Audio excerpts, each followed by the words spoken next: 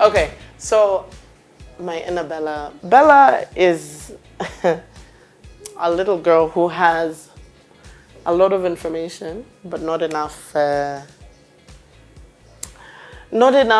understanding or life experience to know that the information is not true. And that's a lot. It's a lot like the way I was when I was 12. I was a dumb kid. I wasn't a dumb kid. I knew a lot of things, but I didn't know them practically. For example, I knew that sex equals babies, but I didn't know what sex meant. So there was a time I remember I saw a penis and I was convinced that I was pregnant. For a while, I was crying to my older cousin who was like, "You stupid." You know what I mean? Like I had a lot of information and I had no life experience. And that is how Bella came out. Bella is me, basically. Yeah. You're 12 years old. Yeah, without a phone. My writing career, that sounds big and juicy. Okay. I've been trying to write books since I was like 5 years old. My best friend at the time, I would go sleep over at her house and we would like write news broadcasts and present for our parents. We had songs and everything. Like someone would be singing, dun, dun, dun, dun, dun, dun, then we would come and say, and today. It was very entertaining. Is there footage? There is no footage, thank God. Millennials have the incredible and distinct privilege of having grown up in a time where nothing can be recorded and a time where everything was recorded. It's a very nice cusp to be balancing on. I'm very thankful that on the street of Electric Avenue, no one was seeing the things I was doing. Anyway, so I've been writing I always say since I was 5, because I've been reading since I was whatever. And the first piece I ever published was a poem about the first guy who broke my heart. Let me tell you, if I see, even today when I see him, it's on sight, man, on sight. So I got published in True Love when I was 19. And that was the first time someone had taken something that I had written and paid me for it. I was overwhelmed with joy. I was like, I can do this thing. Although I've always wanted to be a writer, but you know how sometimes if you don't see the representation, sometimes it's hard to be like, how am I going to map this out? What does this look like? So I did journalism in uni, which is how my opinion and columnist writing happened. I wrote my first book. It's always about a man, eh? I need to diversify. My first book was from another one who broke my heart. The second one, we're really good friends now. Shout out, you know who you are. And then when I was in uni, I had a blog where I was writing about all my exploits with said men. And the producer read it and was like, "Oh, you know how to tell a story. Come tell a story on TV," which is how I ended up writing. TV is actually something I've been doing for the past, how old am I? 13 years. And so that's kind of how it happened. So then you guys called me and you were like, "Hey, want to write I find, just for the record, of everything I've written, and I've written quite a bit of stuff, right? I have 2 poetry books. I've written a couple of series, maybe 10 or 11 now. I've written just a few, off the top of my head.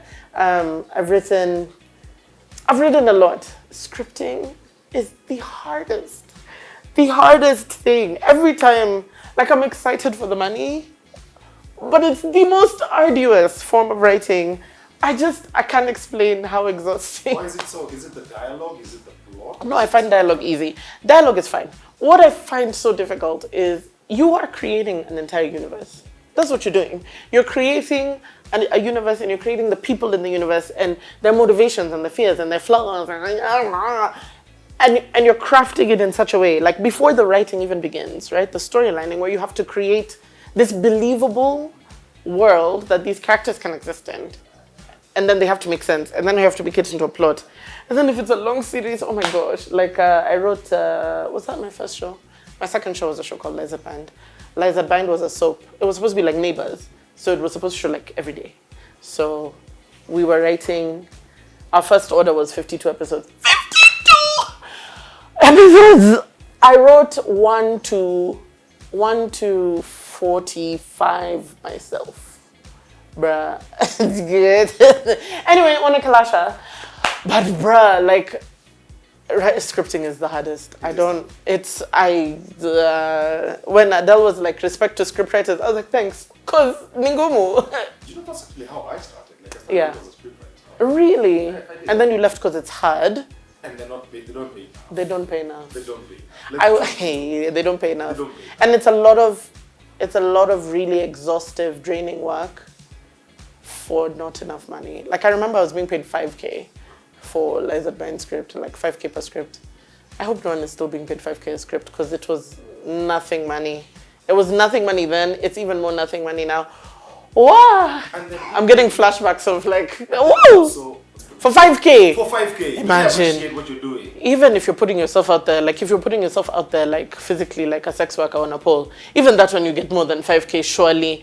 Oh my goodness! Like it's literally so many, hey, I've really derailed, I'm sorry, but like so many artistic things in Kenya are like you're doing it for the love. Because you're definitely not doing it for the money. You know what I mean? It's just like, I was young, I was excited. Someone told me I was talented. Wow, it's like, you see, this is why fathers should tell their girl children that they're pretty, because then they get surprised when they get, anyway. This is not about my father. What I'm saying is, when you're a young script writer and someone tells you you're good at what you do, you're like, oh my gosh, I have to give my all, and you buy into the dream, and you just, hey, the burnout is insane. Everyone always says that, like, if you're a scriptwriter, you might as well be a director, like a writer-director, so that we can all be Shonda Rhimes or, you know, all the people, Game of Thrones, not the last 3 seasons, but like the first 5, yeah. And so there's a producer I worked with, Erica Nyadikisugo, she's amazing, and I love Erica. And she was like, oh, you should come direct with me. I fell asleep on set. I was incredibly bored.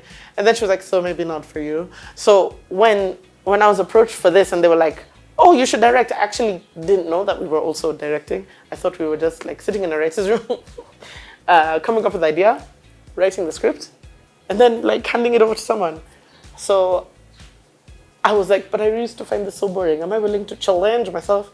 Then I talked to Damaris, who was also in the writer's room, and she was like, when are you going to get the opportunity to like write and direct the way you want? Just do the things. You've been told to do the thing. Get a co-director or something. And I was like, aha. So I talked to my producer. And the co-director was someone who we worked with on Pepeta and Foreplay. And MK was super willing and super helpful and super generous with her time and gracious with her comments. And yeah, that's how Bella is Dying Maybe Next Week came out. I find directing also very difficult. Not like script writing. But maybe I haven't grasped the full nuances yet because it feels like as a director, you're holding the entire vision. And that's such a big responsibility. I think I've talked about before how you're being asked down to, should the shoelace be on the left or the right? And I'm like, I have no bleeping clue. I had not thought about this. Why are you asking me what the color the curtain should be? Like, it feels like you have to have and hold the most expansive vision. And that was difficult a little bit for me. It was a stretch because as a writer, I'm used to, me, I've done my job, I've bounced. Here are your 30 pages, bye. Hi, Bo. No, now you have to sit there all day. Oh, the music. Oh, the teaser. Oh, the trailer. Oh, the edit. Oh, write comments. Oh my gosh. New job. The creative part was hard because you always have a vision in your head of how things are going to look, and sometimes it translates, sometimes it just won't translate, and it is what it is. We're here now. You've already picked what you've picked. We're here.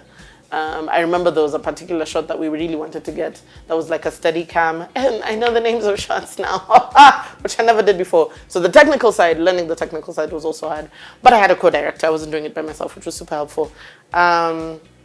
We had a shot that we wanted to do like a 360 steady cam, and then the sun moved, and then the children, yeah.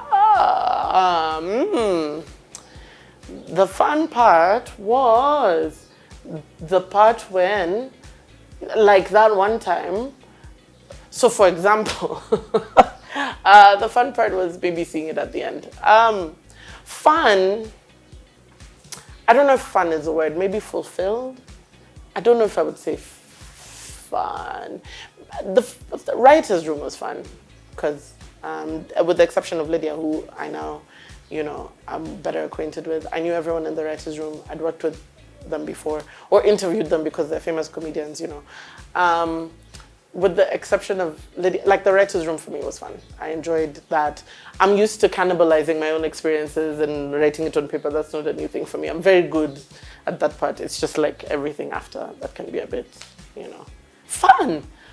Not directly. Hey, it was hard. It was hard. It was one of the hardest things I've ever done creatively. Would I do it again? Probably. Am I scared to do it again? Absolutely.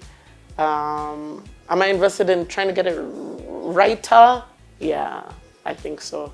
Ugh, I sound like I'm not an overachiever. This is not who I am. But I'm curious about what it would look like now that I've had one go. Yeah. Horrified. I don't know what Adele is talking about. I don't know what she's talking about. I was horrified. I was like, wait, did we? But then you just see everything. But I feel that about anything that I write. Every time I write something, my first reaction is generally horror. All the other series I've written, as soon as there's so many series of mine, I've never watched them because I just feel horror. I'm like, what is this? What are we doing? No, never again. Just because it's very clear in my head. It's that syndrome where if you've read the book and then you watch the movie, you're just like, but they did it like that. Yeah. But by the final cut, I was definitely a lot more, like infinitely more content, especially when we got the music, because the music was Motori, and I think he's really good at what he does. I loved the music. I loved how it looked. I loved our baby actors. Like the children actors were really committed to the roles. Like there was a mean girl actor. She was so good. It was so cute. Her dad came and stayed the whole day as they were shooting. It was very cute. You're excited for your kid to like explore their creativity. Our main actress was such a trooper. Like she was doing, because we had 2 shoot days. So she was staying till like, she stayed for a long time. 2 shoot days? Yeah. For the entire film? That's impressive. No, we had more. We ran out of time, man. We ran out of time. You think so? Thank you. So I wasn't in the country when the casting was being done. And I was so upset. So now like the producer had to keep sending me all of the tapes and stuff, but it's not the same. Actually, if there was a fun part, I really enjoy being around during casting. I love watching. Kenyans are so freaking talented, man. I just enjoy watching them do. Ati, here is your, what is it called? Like the page, the side, whatever. I really enjoy that. And I was really sad that I missed that. And I keep missing that for my shows and it's very annoying. But luckily, the casting people know what the hell they're doing. So yeah, I really liked our cast. I've worked with Justin before on that aforementioned Lies That Bind. And it's so incredible to see what Justin is doing now. Me and Mama Bella, went to high school together. I didn't even know that she was coming to cast for it. So it was an interesting mix. But the kids were great. Like, shout out to the kids. Hey, the kids were amazing. They were all amazing. I loved it. How difficult was it to work with Ty in the writing? Ty is so difficult. Let me tell you. Ty just likes to make fun of me, and I'm a last one, so I don't. There's 2 brands of last ones. There's the last ones that can hit back at you, and then there's the last ones that are like soft. I'm a soft last one. I can't take Ty on. I think he's just had like a lot of training, and I can't compete. Like I may have more scripts, but he has more comedy. I can't do it. It's his job to make fun of people. How can I compete with that? Anyway, the writer's room was great. Ty was my disky. So when things were like confusing, the writer's room or going wrong or going right, I'd be like, Ty, can you see what's going on? Okay, what are we doing? It was great. Who do you want to watch this film? Why? Oh, I wanted myself to watch this film, first of all, because I was going to be hella surprised. And it was kind of like an interpretation of 12-year-old me, right? I want kids.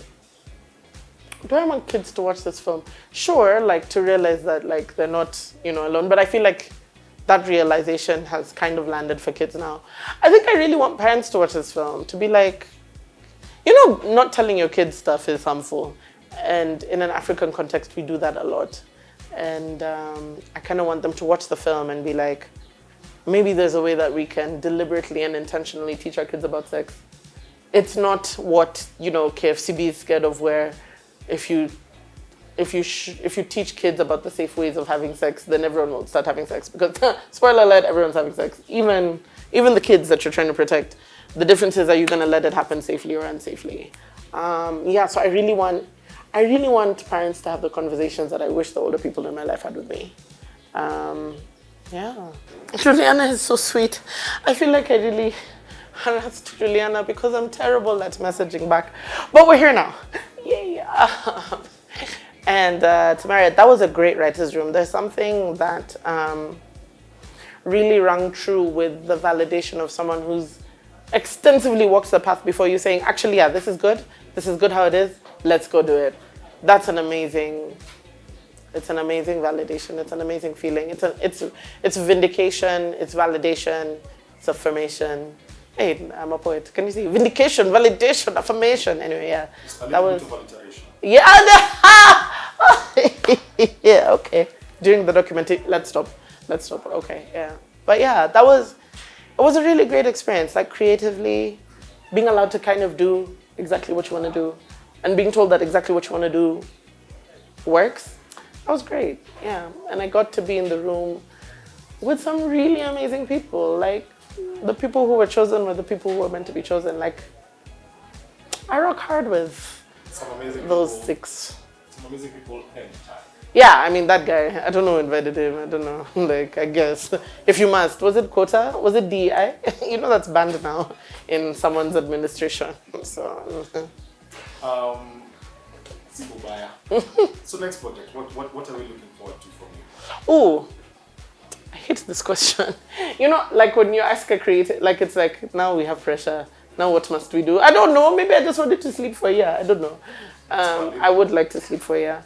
I kind of want to do a film about abortion. That would be interesting. Yeah, I was told DocuBox is opening funding in Feb. So yeah, I think I enjoy having conversations that once again I wish were had with me, and that I feel like people should be having. Because again, with the abortion debate, right? Abortions are going to happen whether they're legal or not. The only difference is whether they're going to be safe or unsafe. So let's make a little movie about that.